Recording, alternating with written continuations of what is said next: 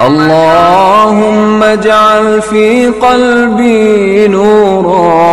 سلطان محمود کی اجازت پر چند ایک سالار وغیرہ اپنی بیویاں ساتھ لے جا رہے تھے۔ امرین عمریز دانی کی بیوی بن چکی تھی۔ عمریز دانی اسے ساتھ نہیں لے جانا چاہتا تھا، لیکن امرین کی ضد اتنی شدید تھی کہ عمریز دانی کو اسے ساتھ لے جانا پڑا۔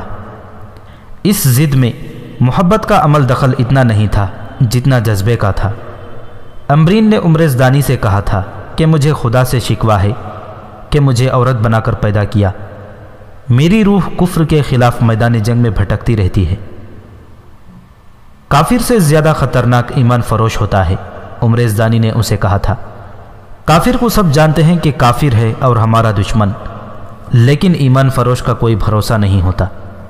بھائی بنا رہتا ہے اور پیٹھ میں چھرا گھونپ کر بھی کہتا ہے کہ میں تمہارا بھائی ہوں۔ تم ایمان فروشوں کے خاندان کی لڑکی ہو، میں حیران ہوں کہ تمہاری روح کفر کے خلاف کیوں بھڑکتی رہتی ہے۔ میری ماں کا ایمان فروشوں کے خاندان سے کوئی تعلق نہیں تھا، امرین نے کہا۔ میرا باپ ایلک خانی تھا، اس نے میری ماں کو کہیں سے زبردستی اغوا کیا تھا۔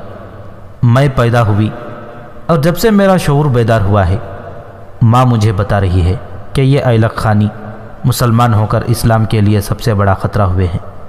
ماں مجھے بچپن سے سلطان محمود کی باتیں سنا رہی ہے، میں تصور میں اس عظیم سلطان کو دیکھتی رہتی ہوں۔ میں ماں باپ کی اکیلی اولاد ہوں۔ ماں کہا کرتی ہے کہ خدا اسے صرف ایک بیٹا دے دے تو وہ اس کے ہاتھوں قوم کے ان غداروں کو ختم کرائے۔ اسے خدا نے بیٹا نہ دیا۔ اب یہ میرا فرض ہے کہ ان غداروں اور ایمان فروشوں کو ختم نہ کر سکوں تو حق پرستوں کا تو ساتھ دوں۔ میں تمہارے ساتھ بیوی کی حیثیت سے نہیں، مجاہدہ کی حیثیت سے جا رہی ہوں۔ تم ساتھ نہیں لے چلو گے تو تم جانتے ہو کہ میں گھوڑ سوار ہوں، تیر انداز بھی ہوں، فوج کے پیچھے پیچھے آ جاؤں گی۔ مجھے کچھ کرنا ہے عمر، مجھے کچھ کرنے دو۔ عورت تمہارا ایک بازو ہے، اسے توڑ کر گھر میں نہ پھینکو۔ وہ عمر کے ساتھ جا رہی تھی۔ یہ فوجی قافلہ کئی میل لمبا تھا۔ رسد کی گھوڑا گاڑیاں سینکڑوں تھیں، پالکیاں بھی ساتھ تھیں جن میں عورتیں تھیں۔ پالکیاں ایک دوسری سے بہت دور دور تھیں، اور اس فوج کے ساتھ اسی فوج کے دشمن بھی جا رہے تھے۔ یہ 50-60 سلجوقی تھے جو بہت عرصے سے غزنی کی فوج میں تھے، اور ان کی وفاداری پر کسی کو شک نہیں تھا، مگر تھوڑے ہی عرصے سے ان کی وفاداری در پردہ مشکوک کی ہو گئی تھی۔ کسی کو ان کی بدلی ہوئی نیت کا علم نہ ہو سکا۔ ان میں ایک کمانڈر رجب بائی جان تھا جس نے 1.5 سال پہلے شادی کی تھی۔ ایک اور سلجوقی کی بھی شادی ہوئی تھی۔ ان دونوں کی شادیوں کے بعد غزنی کی فوج کے سلجوقیوں میں یہ تبدیلی آئی تھی کہ وہ اکٹھے رہنے لگے تھے۔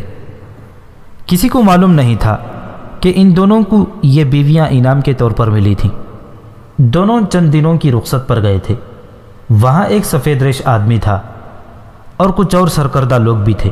سفید ریش نے ایسے الفاظ اور ایسے انداز سے ان دونوں کے ساتھ باتیں کی تھیں کہ دونوں کے خون ابل پڑے، پھر ان کے آنسو نکل آئے۔ انہوں نے کہا تھا کہ وہ غزنی کی فوج میں واپس نہیں جائیں گے۔ یہ بزدلی ہے، سفید ریش نے کہا تھا۔ تمہیں انتقام لینا ہے، سلجوقیوں کی ذلت کا انتقام تمہیں لینا ہے۔ اچھا ہے کہ تم غزنی کی فوج میں ہو۔ ہم سلطان محمود کو قتل کر دیں گے، رجب بائی جان نے کہا۔ اس سے کچھ حاصل نہ ہوگا۔ وہاں بیٹھے ہوئے ایک اور آدمی نے کہا، وہ ہم تمہیں بتائیں گے کہ تمہیں کیا کرنا ہے۔ پہلا کام یہ ہے کہ غزنی کی فوج میں جتنے سلجوقی ہیں انہیں در پردہ اپنے ساتھ ملا لو۔ ان پر جب تمہیں اعتماد پیدا ہو جائے تو انہیں بتانا کہ کیا کرنا ہے۔ تم کمانڈر ہو، جنگی امور کو سمجھتے ہو۔ سلطان محمود کو ہندوستان میں میدان جنگ میں دھوکہ دینا ہے۔ وہ خواہ زندہ رہے اس کی فوج کو تباہ کرنا ہے۔ وہ کسی نہ کسی وقت ہندوستان پر فوج کشی کرے گا۔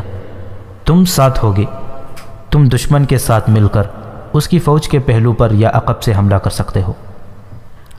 لیکن وہاں دشمن کے ساتھ رابطہ کیسے ہوگا؟ رجب بائی جان نے کہا۔ ہم وہاں کی زبان نہیں جانتے۔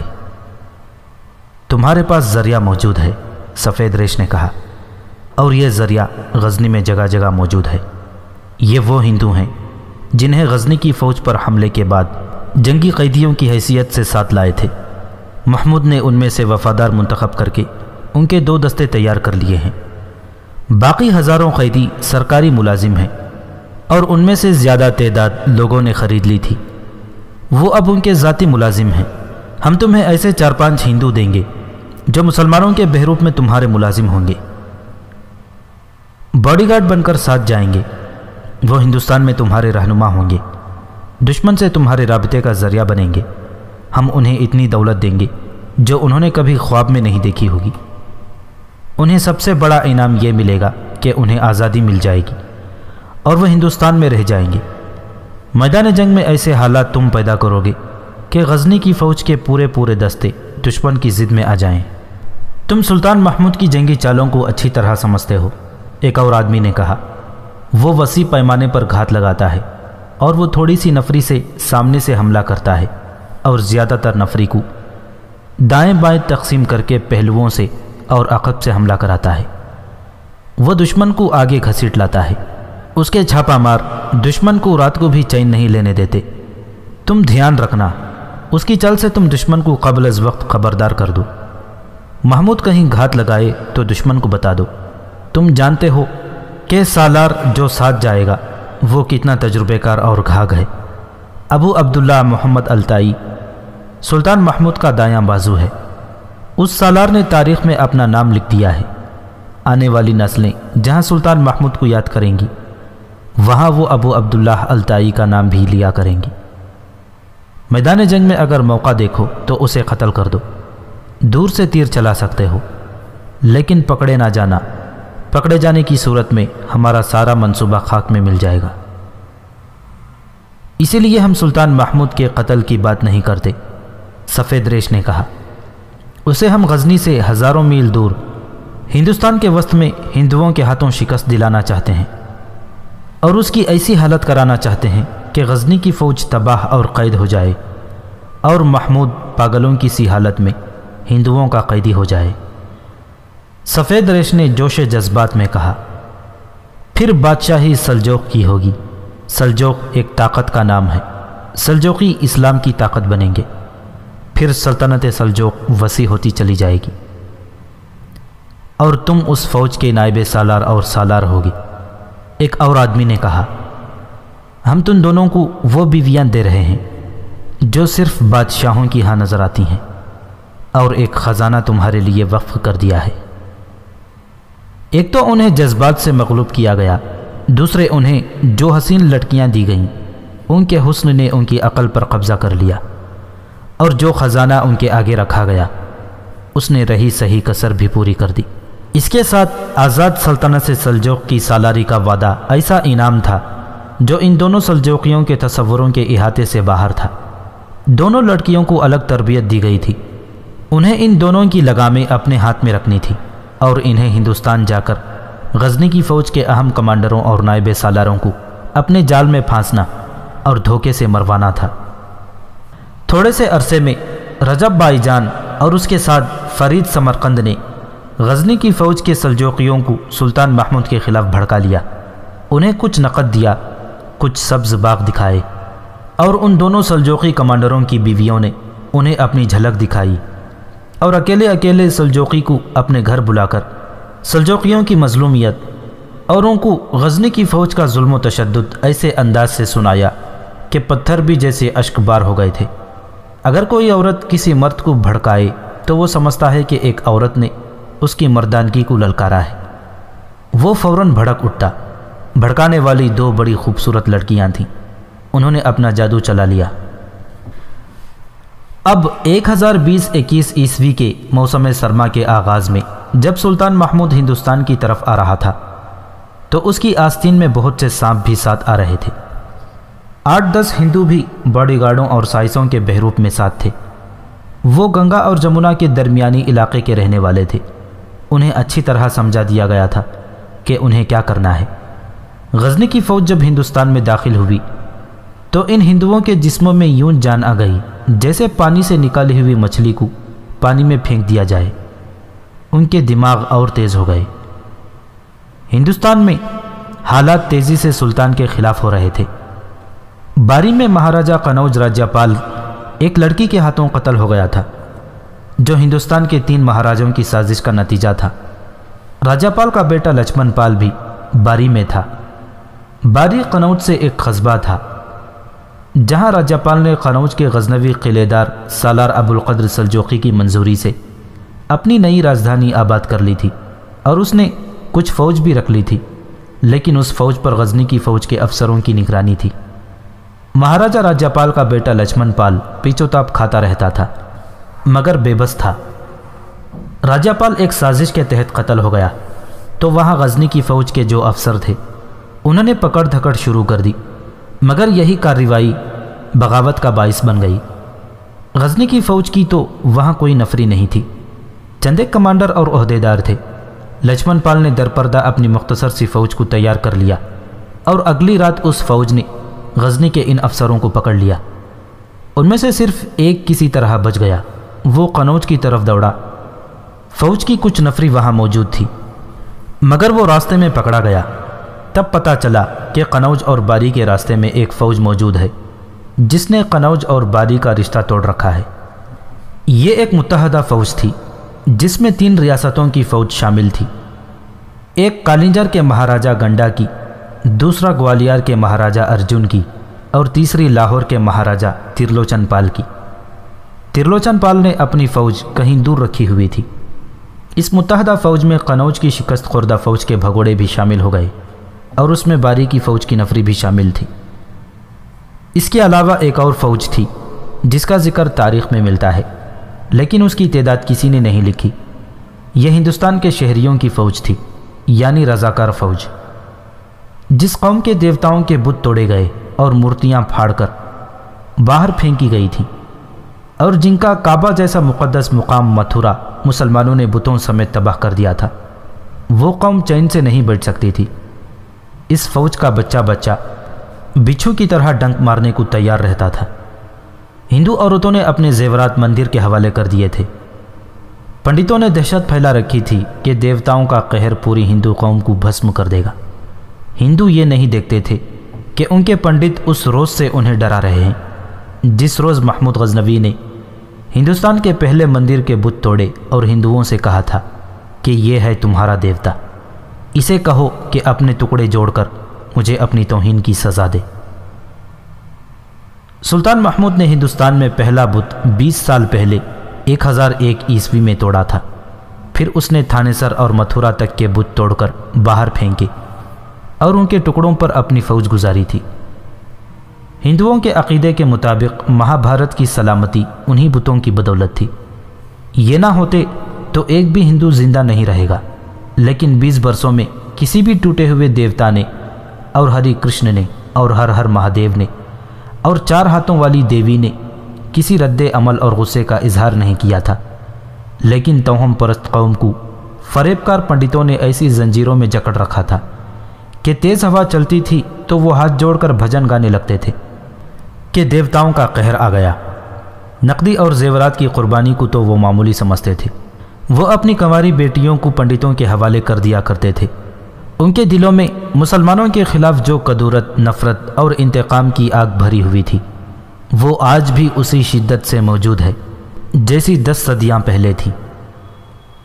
اب سلطان محمود غزنوی کی ایک اور پیش قدمی کی خبر پھیلی تو ہندوؤں نے اپنا تن من دھن قربان کر دیا۔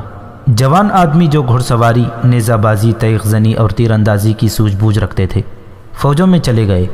جوان لڑکیاں بھی لڑنے کو تیار ہو گئیں۔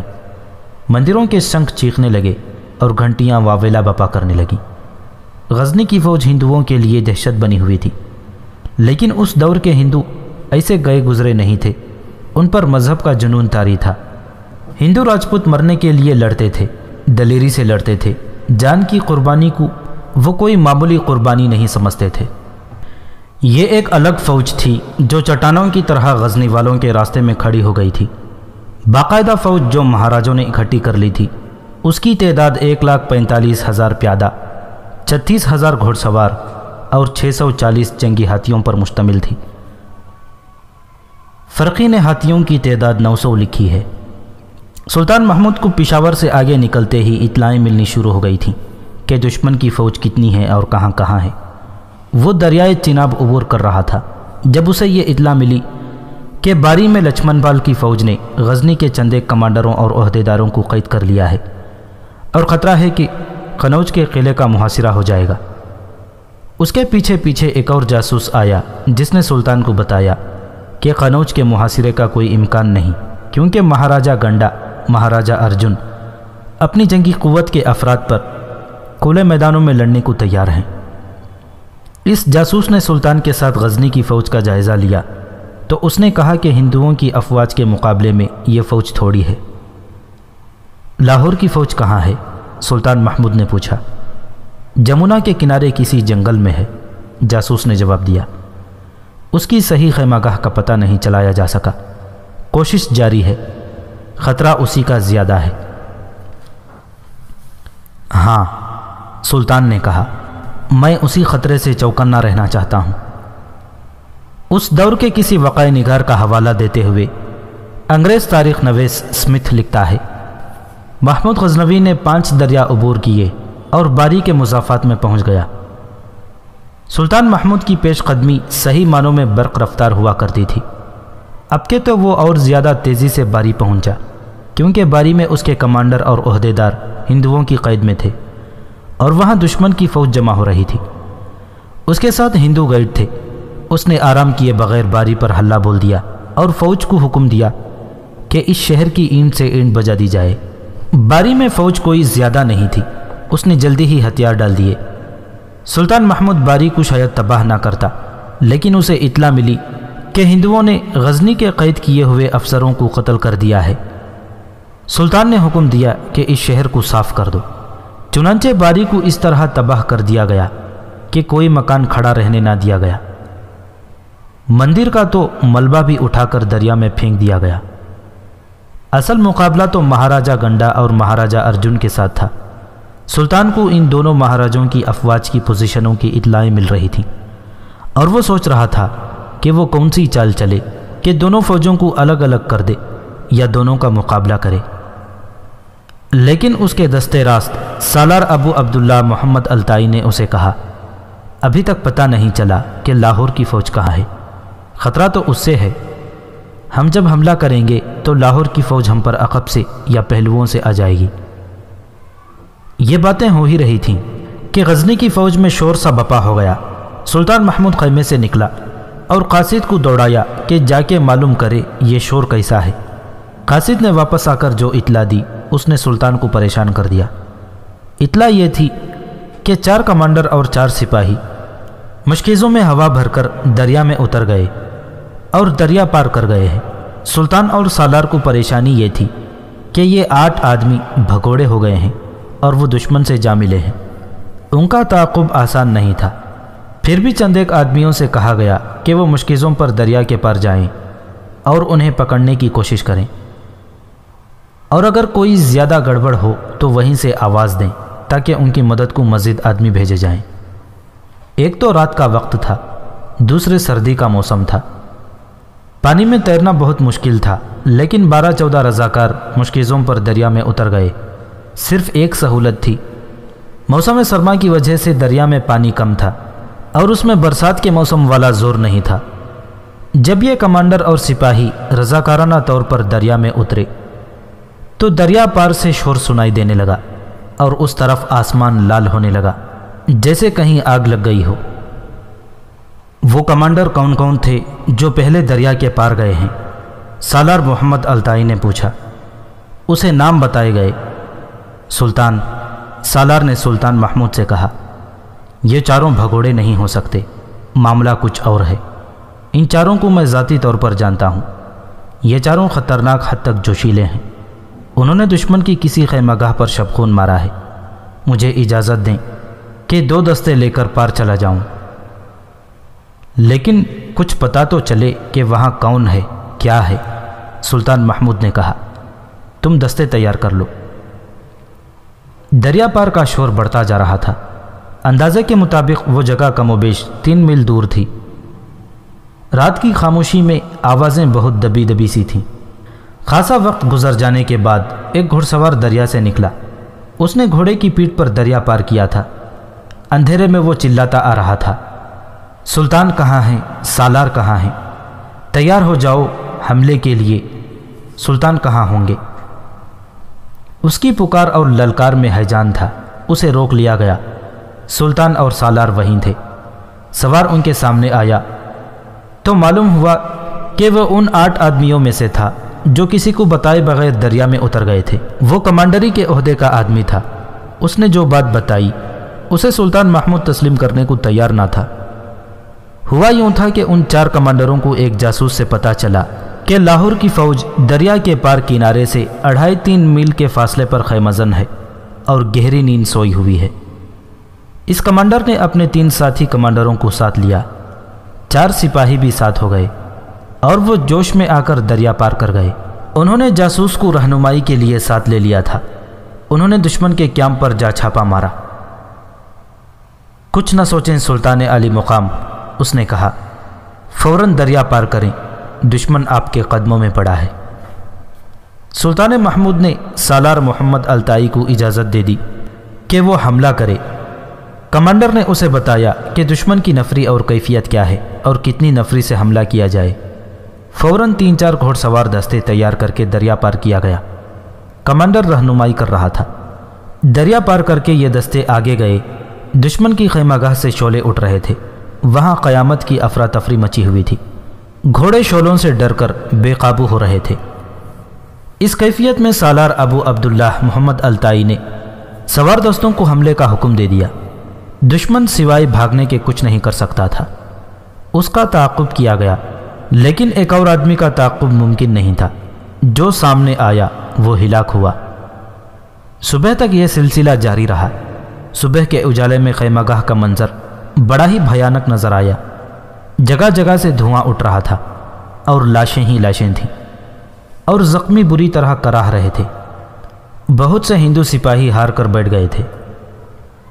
ان سے پتہ چلا کہ یہ لاہور کی فوج تھی اور مہاراجہ ترلوچن پال یہیں تھا۔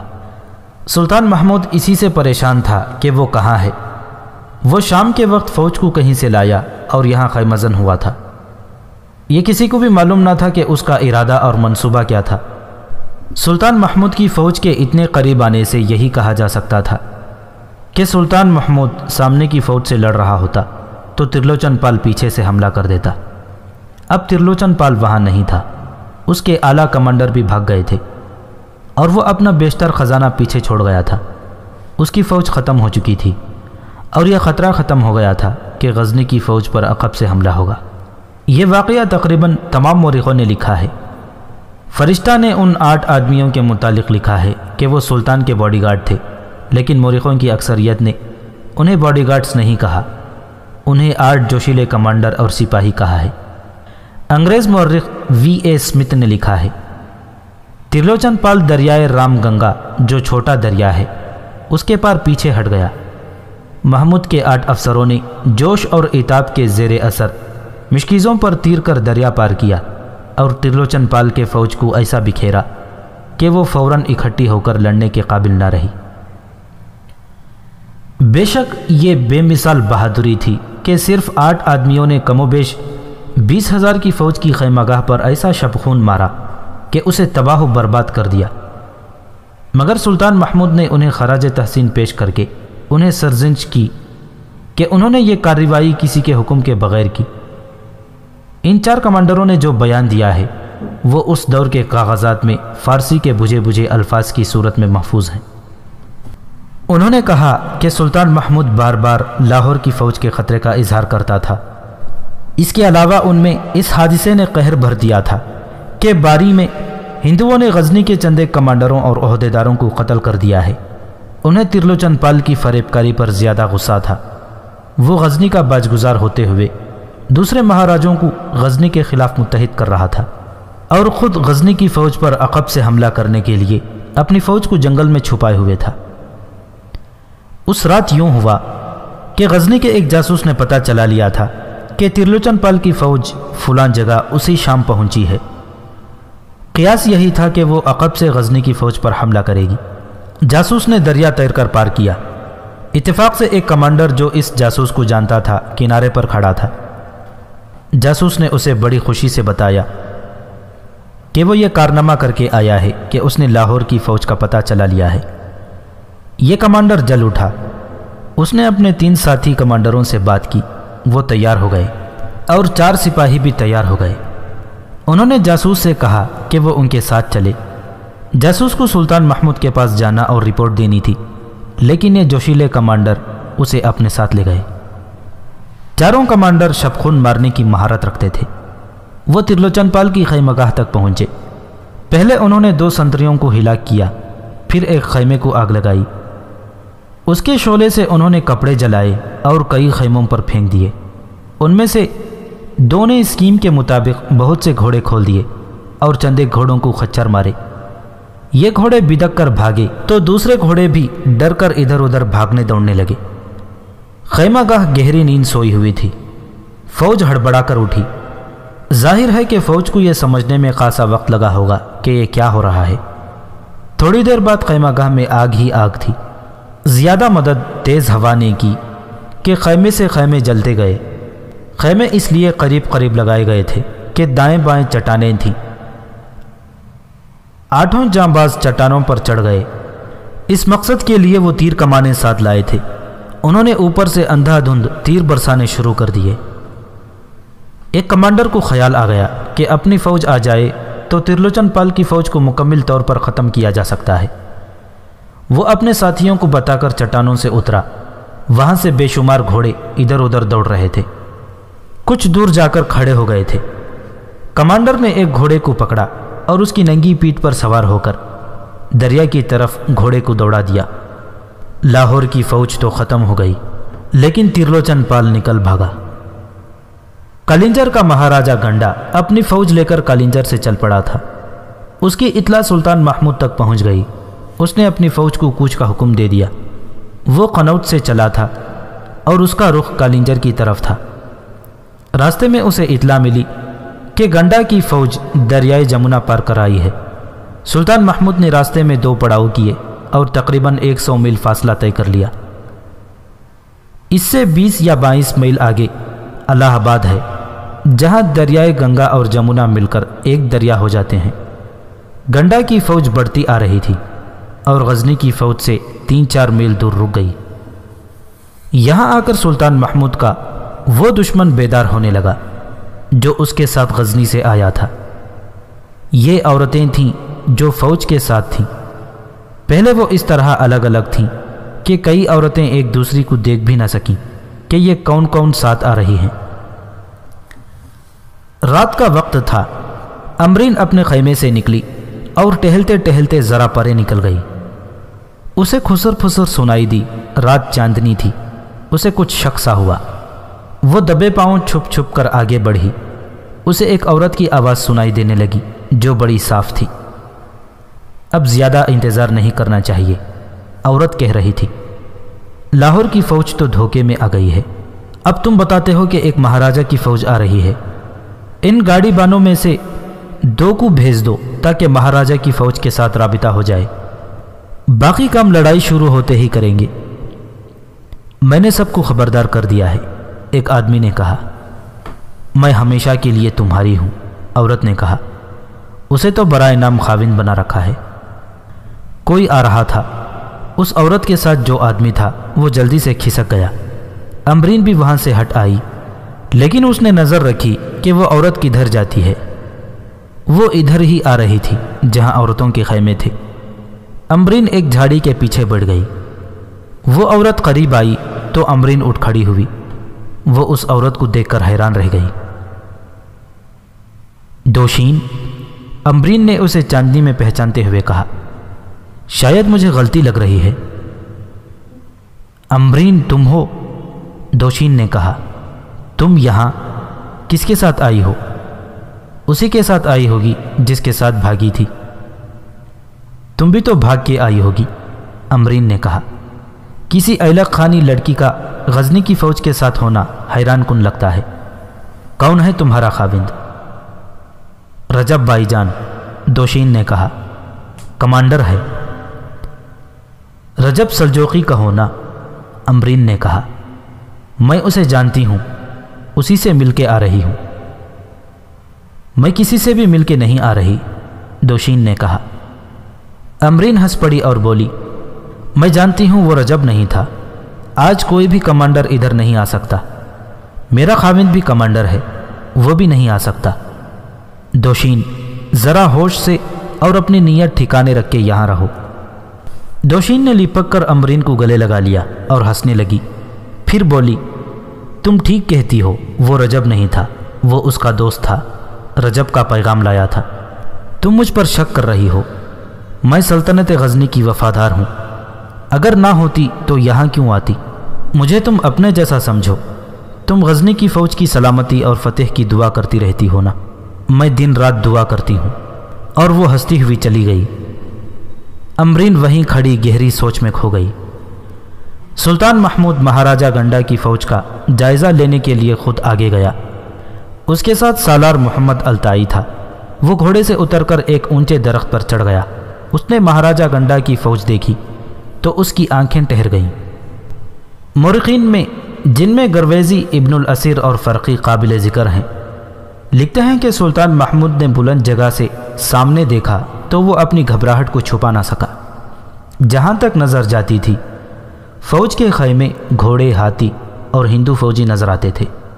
دور دور تک زمین کھدی ہوئی تھی، یہ خندقیں تھیں۔ ابو القاسم فرشتہ نے بھی سلطان محمود کے اسی رد عمل کی گواہی دی ہے۔ انہی مورخوں میں سے بعض نے اس وقت کی تحریروں کے حوالوں سے لکھا ہے کہ محمود غزنوی نے اپنے سالار ابو عبداللہ محمد التائی سے کہا کہ مجھے دشمن ملک کے اندر اتنی دور تک نہیں آنا چاہیے تھا۔ کمک کہاں سے آئے گی؟ پسپائی کی صورت میں ہم کہاں جائیں گے؟ دشمن ہمیں واپس قنوج کے قلعے تک نہیں پہنچنے دے گا، ہم قلعہ بند ہو کر ہی لڑ سکتے ہیں۔ میں نے سلطان محمود کی زبان سے پسپائی کا لفظ پہلی بار سنا ہے۔ سالار محمد التائی نے سلطان محمود سے پوچھا، دشمن کی طاقت بہت زیادہ ہے، پھر بھی ہمیں پسپائی کی نہیں سوچنی چاہیے۔ اتنی ہی فوج گوالیار کی ہے جو ابھی پہنچی نہیں، سلطان محمود نے کہا۔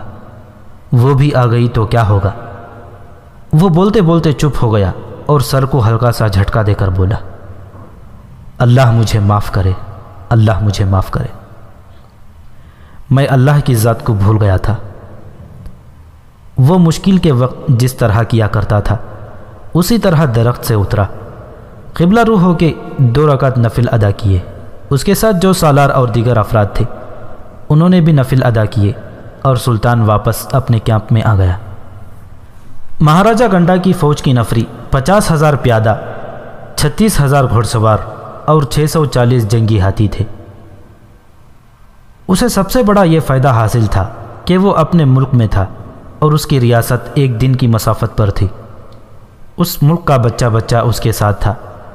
سلطان محمود کو صرف اپنے اللہ پر بھروسہ تھا۔ سلطان نے اپنے کیمپ میں جا کر تمام کمانڈروں اور ان سے بھی کم عہدیداروں کو اکٹھا کیا اور ان سے کہا، تم نے کسی بھی میدان میں مجھے مایوس نہیں کیا، تم نے انتہائی مشکل حالات میں بھی دشمن کو شکست دی ہے، تم نے دگنی طاقت کے دشمن سے بھی ہتھیار ڈلوائے ہیں، مگر آج ہمارے سامنے پہاڑ آ کھڑے ہوئے ہیں۔ میں ایسا حکم نہیں دے سکتا کہ ایک آدمی 12 آدمیوں سے لڑے اور انسان ہاتھیوں سے ٹکرا جائیں۔ میں تمہیں یہ یاد دلانا چاہتا ہوں کہ تم یہاں کیا مقصد لے کر آئے ہو۔ میں تمہیں یہ بھی یاد دلانا چاہتا ہوں کہ ہم اگر ہار گئے تو ہم بھاگ کر کہیں بھی نہیں جا سکیں گے۔ ہم میں سے بعض مارے جائیں گے اور بعض ہندوؤں کے قیدی ہوں گے۔ ہندو غزنی کے قیدیوں سے اپنی ہر ایک شکست کا انتقام لے گا، اپنے بتوں کی توہین کا انتقام لے گا، اور سب سے بڑا نقصان اسلام کو پہنچے گا۔ ہندو مہاراجے غزنی پر چڑھ دوڑیں گے، تم نہ ہوئے تو انہیں روکنے والا کوئی نہ ہوگا۔ ہمارا ملک ان کا ہوگا، ہماری بیٹیاں ان کی ہوں گی، اور ہندو سلطنت غزنی کو جو اسلام کا مرکز ہے بت خانہ بنا دیں گے۔ آگے یہودی اور نصرانی ہیں جو پہلے ہی ہمارے مسلمان عمرا اور حکمرانوں کو درپردہ مدد دے کر ہماری جڑیں کھوکھلی کر رہے ہیں۔ اگر ہندو ہمارے ملک میں پہنچ گئے تو تمام کفار متحد ہو کر خانہ کعبہ تک پہنچ جائیں گے۔ پھر ہم سب اللہ کے حضور روح سیاہ پیش ہوں گے۔ آج تمہیں اللہ کے حکم سے لڑنا ہے، اللہ کا نام زبان پر لے کر لڑنا ہے۔ اس کے بعد سلطان محمود نے دستوں کی تقسیم بتائی اور انہیں بتایا کہ کون سا دستہ کہاں ہوگا اور اسے کیا کرنا ہے۔ اسے فن حرب و ضرب اور جنگی چالوں کا کمال دکھانا تھا، ورنہ وہ اتنے طاقتور دشمن کو شکست نہیں دے سکتا تھا۔ دائیں طرف دریائے جمنا اور بائیں طرف دریائے گنگا تھا۔ دونوں دریاؤں کے درمیان کہیں فاصلہ 20 میل تھا، کہیں 40 میل۔ سلطان محمود اس کوشش میں تھا کہ گنڈا کی فوج کو 2 حصوں میں کاٹ دے اور انہیں دریاؤں تک لے جائے، لیکن یہ ممکن نظر نہیں آتا تھا۔ اس نے بہرحال دستوں کو تقسیم کر کے ضروری ہدایات دے دیں اور انہیں کہا کہ وہ سپاہیوں تک اس کا پیغام پہنچا دیں۔ امرین نے دوشین کا خیمہ دیکھ لیا تھا۔ اسے پختہ شک ہو گیا تھا کہ دوشین صرف اپنے خاوند کو دھوکہ نہیں دے رہی بلکہ سلطان محمود کے لیے دھوکہ بن کر آئی ہے۔ امرین کو اسی روز اس کے خاوند نے بتایا تھا کہ سلطان محمود نے کمانڈروں سے کیا کہا ہے، اور یہ بھی کہ دشمن کی تعداد بہت زیادہ ہے۔ اس نے امرین سے کہا تھا کہ وہ دعا کرے۔ یہ کہہ کر وہ چلا گیا تھا۔ امرین نے اپنے خاوند عمریز دانی کو نہیں بتایا تھا کہ یہاں ایک ایلک خانی لڑکی ہے جو ایک سلجوقی کمانڈر کی بیوی بن کر آئی ہے۔ وہ دوشین کو اچھی طرح جانتی تھی، اس کے خیالات سے بھی واقف تھی۔ وہ مان ہی نہیں سکتی تھی کہ دوشین اور اس کا سلجوقی خاوند غزنی کے وفادار ہو سکتے ہیں۔ دوشین کو خدا نے جتنا حسن دیا تھا، اس نے اتنی ہی شیطانیت اپنی فطرت میں بھر لی تھی۔ چنانچہ امرین اسے چھپ چھپ کر دیکھتی رہتی تھی۔ اس نے اپنے ملازم سے بھی کہہ دیا تھا کہ وہ اس لڑکی پر نظر رکھے۔ رات کا وقت تھا، امرین خیمے میں اکیلی تھی۔ ملازم اندر آیا اور اسے بتایا کہ دوشین کو اس نے جاتے دیکھا ہے اور اسی طرف اس نے 2 گاڑی بانوں کو بھی جاتے دیکھا ہے۔ امرین خیمے سے نکل گئی اور اس طرف چل پڑی جدھر ملازم نے بتایا تھا کہ دوشین گئی ہے۔ امرین چھپ چھپ کر اور ذرا راستہ بدل کر جا رہی تھی۔ اسے بڑی اچھی اوٹ مل گئی تھی۔ اس سے ذرا پرے 4 آدمی کھڑے تھے اور ان کے ساتھ نہ صرف دوشین تھی بلکہ ایک اور عورت بھی تھی۔ امرین پاؤں کے بل سرکتی اور آگے چلی گئی اور اسے باتیں سنائی دینے لگیں۔ ان کی باتوں سے معلوم ہوتا تھا کہ وہ جو کچھ کرنا چاہتے ہیں اس کی بات ہو چکی ہے۔ امرین کو آخری بات سنائی دی۔ کشتی کنارے پر بندھی ہے، ایک آدمی کہہ رہا تھا۔ آواز نکالے بغیر کشتی تک پہنچنا اور کشتی میں سوار ہو کر رسا کھول دینا۔ پانی کا بہاؤ ادھر کو ہی ہے، چپو دور جا کر مارنا۔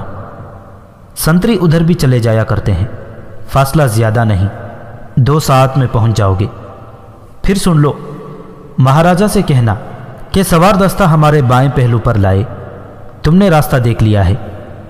وہ اسے سمجھا دینا، میں ادھر ہی ہوں گا۔ مہاراجا سے کہنا کہ وہاں ہماری طرف سے کوئی مقابلہ نہیں ہوگا، تمہیں قلب پر راستہ مل جائے گا۔ اگر ہمیں موقع مل گیا تو سلطان ہمارے تیر سے مر چکا ہوگا۔ مہاراجا کو ہمارے پہلو تک راستہ اچھی طرح سمجھا دینا اور اسے بتانا کہ ہماری فوج اس کی فوج پر حملہ کر کے پیچھے ہٹے گی۔ تم لوگ اسے پسپائی نہ سمجھ لینا اور پیچھے نہ آ جانا، ورنہ دائیں بائیں سے مارے جاؤ گے۔ ہمارا حملہ آور دستہ پیچھے ہٹے تو تم بھی پیچھے چلے جانا، کہیں ہمارے سلطان کے پھندے میں نہ آ جانا۔ جاؤ، نکل جاؤ، تمہارا انعام تمہیں معلوم ہے کہ کیا ہے۔ 2 آدمی دریا کی طرف چلے گئے اور باقی دوشین اور دوسری عورت کو ساتھ لے کر کسی اور طرف چلے گئے۔ امرین اوٹ سے اٹھی اور تیز قدم اپنے خیمے تک آئی، کمان اور ترکش اٹھایا اور خنجر کمر بند میں اوڑھا۔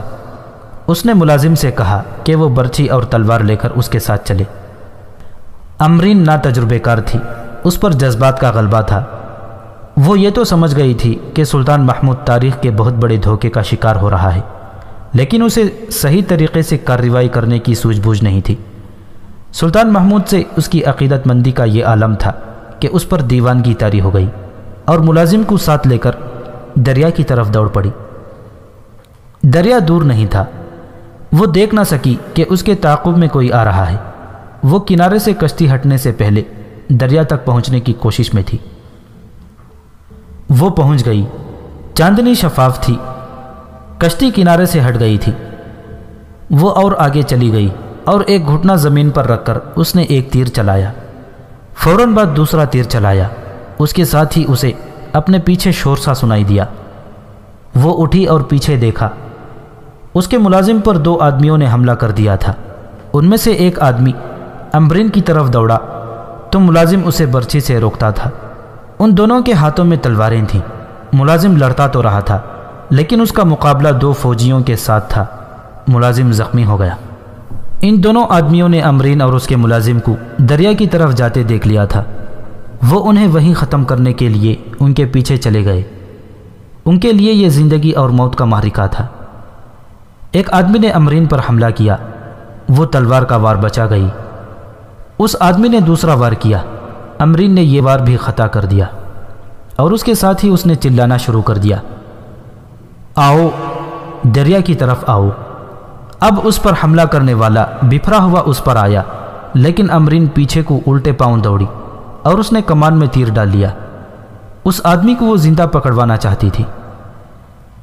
کمان سے تیر نکال لے لڑکی۔ اس حملہ آور نے کہا، ہم تجھے چھوڑ دیں گے۔ امرین تیر انداز تھی، اس نے کمان اوپر کر کے کھینچی۔ وہ آدمی بوکھلا کر دوڑ پڑا۔ امرین نے تیر چھوڑ دیا جو اس آدمی کی ران سے پار ہو گیا۔ فاصلہ بہت تھوڑا تھا۔ دوسرا آدمی زخمی ملازم کو مارنے کی کوشش کر رہا تھا۔ امرین نے اس کی بھی ٹانگوں کا نشانہ لے کر تیر چھوڑ دیا۔ تیر اس کے کولہے میں اتر گیا۔ وہ دونوں دوڑے لیکن ٹانگوں میں تیر اترے ہوئے تھے، وہ دور نہ جا سکے۔ امرین کے مسلسل شور پر گشت کے سنتری دوڑے آئے۔ امرین نے انہیں کہا کہ دریا میں ایک کشتی جا رہی ہے، اسے پکڑو، ہندوؤں کے جاسوس جا رہے ہیں۔ سنتریوں نے بڑی ہی بلند آواز سے کسی کو پکارا۔ ذرا سی دیر میں 4-5 فوجی آ گئے۔ امرین نے انہیں بتایا کہ کشتی میں دونوں آدمی اس کے تیروں سے زخمی ہیں۔ 2 سنتری کنارے کنارے دوڑے۔ کشتی کنارے کے ساتھ ساتھ بہی جا رہی تھی۔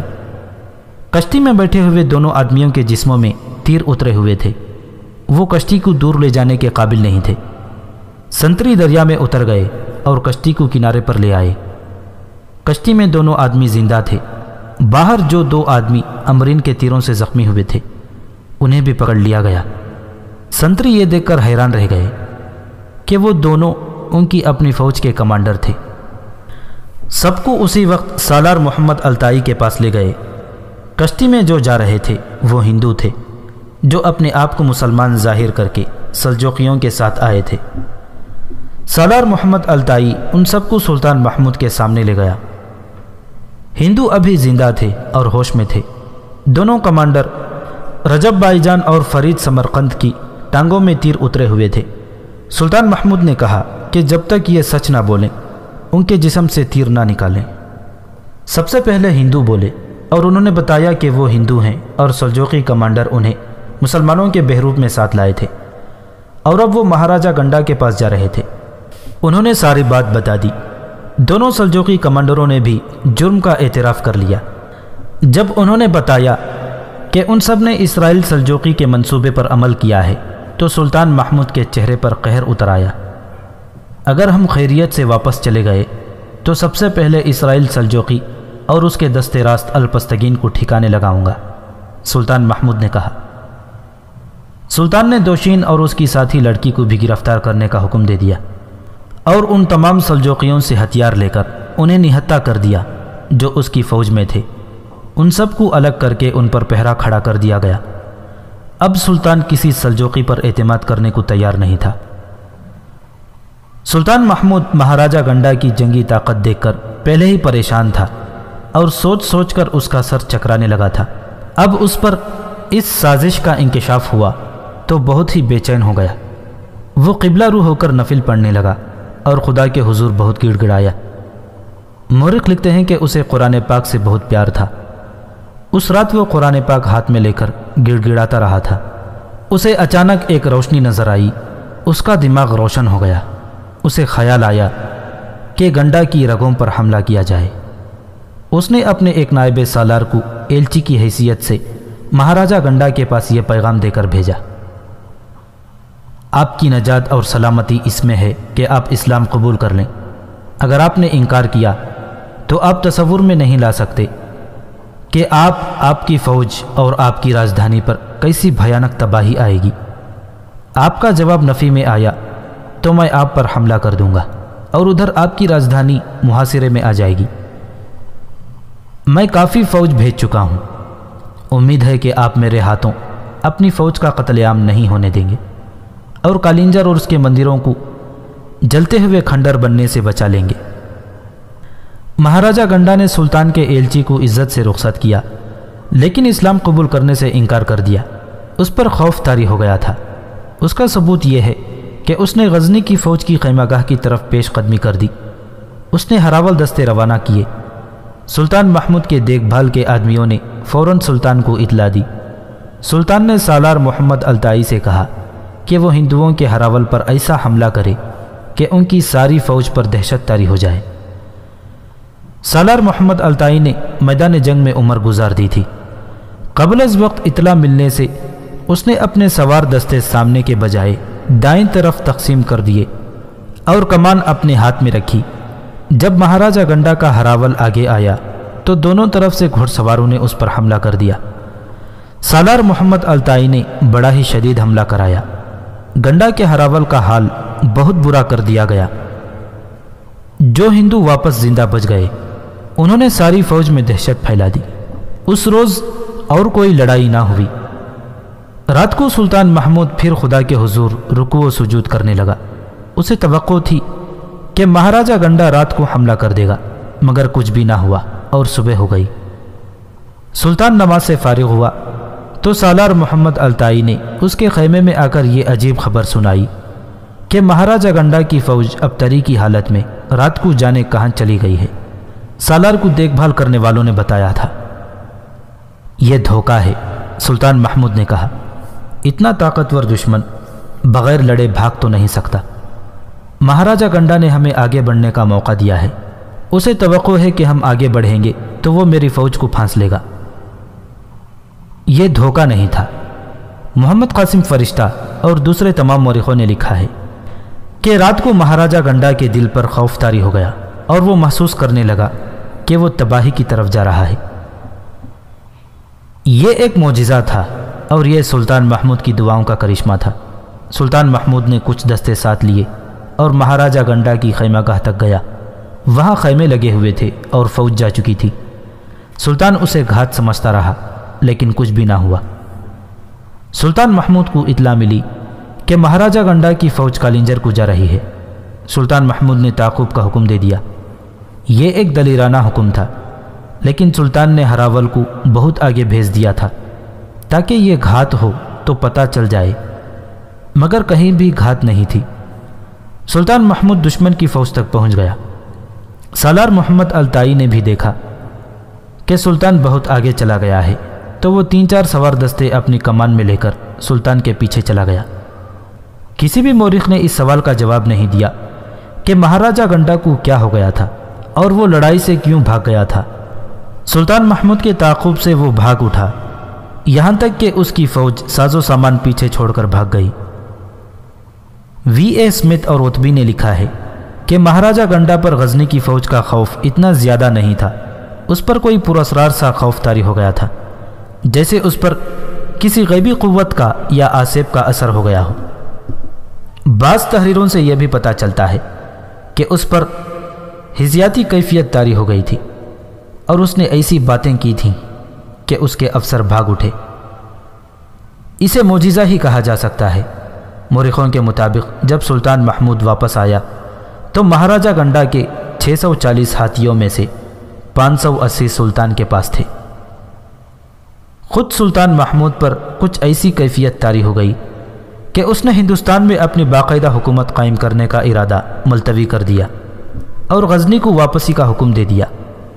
اس کی واپسی کی وجہ یہ بھی بیان کی گئی ہے کہ اسے غزنی سے اطلاع ملی تھی کہ سلجوقی بہت بڑی طاقت بن گئے ہیں اور ہر لمحہ خطرہ ہے کہ وہ غزنی پر حملہ کر دیں گے۔